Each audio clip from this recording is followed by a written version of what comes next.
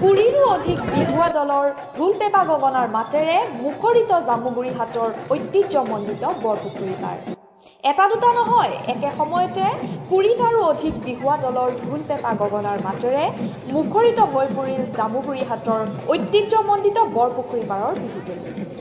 অসমৰ মুকলি বিহুৰ বাটকটীয়া স্বৰূপ জামুগুৰি হাটৰ ঐতিহ্যমণ্ডিত বৰপুখুৰী পাৰৰ ৬৩ সংখ্যক মুকলি বিহু মেলা উপলক্ষে কালি বিয়লিৰ ভাগত এইদৰে এক বৃত্তাকাৰ চৌহদত একে সময়তে অসমৰ বিভিন্ন প্ৰান্তৰ পৰা অহা ২০টাৰো অধিক বিহুৱা দলে বিহু প্ৰদৰ্শন কৰে। নদুৱাৰ সমষ্টিৰ বিধায়ক পদ্ম হাজৰিকাই শুভ উদ্বোধন কৰা এই মুকলি বিহুৰ প্ৰতিযোগিতাখনিত ঢেকিয়াজুলিৰ ৰূপজ্যোতি বিহুৱা দলে সৰ্বশ্ৰেষ্ঠ বিহুৱা দলৰ সন্মান লাভ কৰাৰ লগতে কলিয়াবৰৰ ফ্ৰেণ্ডশ্বিপ বিহুৱা দলে প্ৰথম শ্ৰেষ্ঠ, জামুগুৰি হাটৰ ভৰলীপৰীয়া বিহুৱা দলে দ্বিতীয় শ্ৰেষ্ঠ আৰু শিলঘাটৰ মন বহাগী বিহুৱা দলে তৃতীয় শ্ৰেষ্ঠ বিহু দলৰ সন্মান লাভ কৰিবলৈ সক্ষম হয়।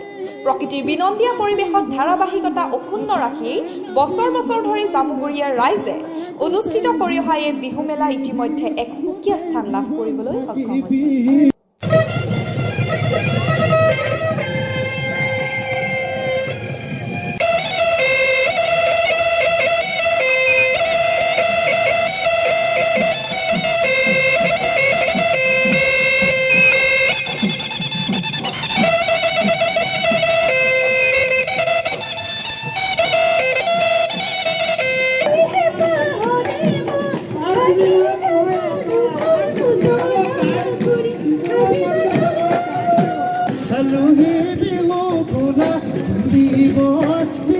ঐতিহ্যমণ্ডিত বৰপুখুৰী পাৰ মুকলি বিহুত আপোনালোকে দেখিবলৈ পাইছে যে এই বিহুখনত আজি ২০ৰো অধিক দলে হিল দল ভাঙি দলসমূহ কেনেধৰণেৰে আহিছে আপোনালোকে নিশ্চয় দেখিছে।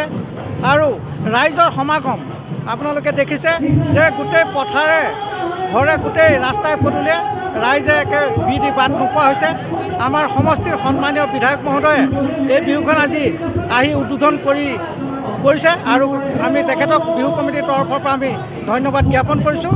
আৰু আপোনালোকৰ চেনেলৰ জৰিয়তে আমাৰ যে বৰপুখুৰী পাৰ মুকলি বিহুৰ যি ঐতিহ্য আছে, এই ঐতিহ্যটো যে মুকলি বিহু চাবলৈ এটা সময়ত ভূপেন হাজৰিকাই কৈছিলে যে মুকলি বিহু চাবলৈ বৰপুখুৰী পাৰলৈ আহক।